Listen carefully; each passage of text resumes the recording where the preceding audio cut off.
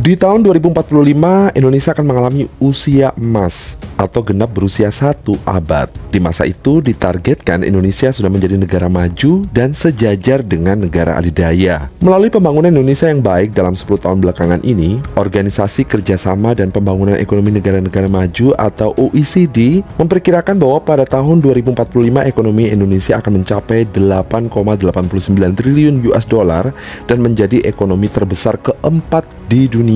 Nah, sekarang kita coba analisa dengan kacamata kita yang anggap aja kita ini orang bodoh ya, atau kita nggak paham politik sama sekali. Jadi logikanya begini, jika misalnya ada sebuah rumah di antara banyak rumah yang lain, di mana rumah tersebut dihuni oleh banyak orang dan jumlahnya lebih banyak dari rumah yang lain, jika mereka semua bekerja, maka penghasilannya jika dikumpulkan dan ditotal, pasti jumlahnya lebih besar dong daripada rumah yang lain, ya kan? Nah, jika rumah tersebut adalah sebuah negara, sudah seharusnya kan kalau penduduk semakin banyak dan bekerja semua, maka seharusnya total penghasilannya harus lebih banyak pula. Simple kan ya? Nah, sekarang kita akan coba flashback. Kita lihat Indonesia di tahun 1999 saja, biar lebih mudah sebagai pembandingan ya, dimana di tahun 1999 sebagai tahun perubahan dari Orde Baru. Nah, dari data, kita bisa lihat bahwa jumlah penduduk Indonesia menempati urutan terbanyak keempat di dunia. Namun, kenyataannya pendapatan negara atau produk domestik bruto atau gross domestic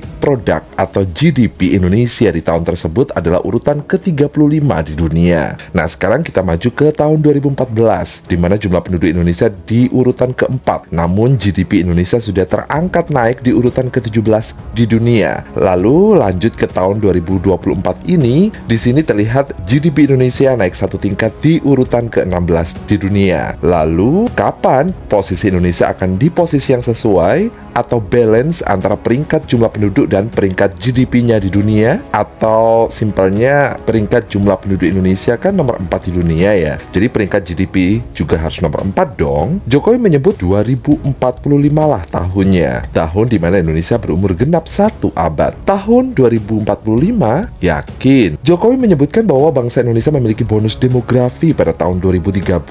Bonus demografi inilah yang menjadi pendorong Indonesia menuju Indonesia emas di tahun 2045. Dan untuk mewujudkan Indonesia emas di tahun 2045, beberapa strategi telah dibuat dan harus ditempuh. Pertama, penguatan kualitas sumber daya manusia unggul yang produktif, inovatif, dan berdaya saing, serta penciptaan ketahanan negara dalam menghadapi krisis iklim. Kedua, akselerasi pembangunan infrastruktur pendukung transformasi ekonomi, khususnya pembangunan infrastruktur di bidang energi, pangan, konektivitas, serta teknologi informasi dan komunikasi. Ketiga, pemantapan efektivitas implementasi reformasi birokrasi dan penyederhanaan regulasi. Keempat, pelaksanaan revitalisasi industri dengan mendorong hilirisasi untuk meningkatkan aktivitas ekonomi yang bernilai tambah tinggi dan berbasis ekspor. Kelima, adalah mendorong pembangunan dan pengembangan ekonomi hijau. Oleh karena itulah diperlukan seorang pemimpin yang bisa mengambil keputusan yang sulit dan mampu membangun kepercayaan publik, mengingat tantangan Indonesia ke depannya tidak mudah. Untuk itulah diperlukan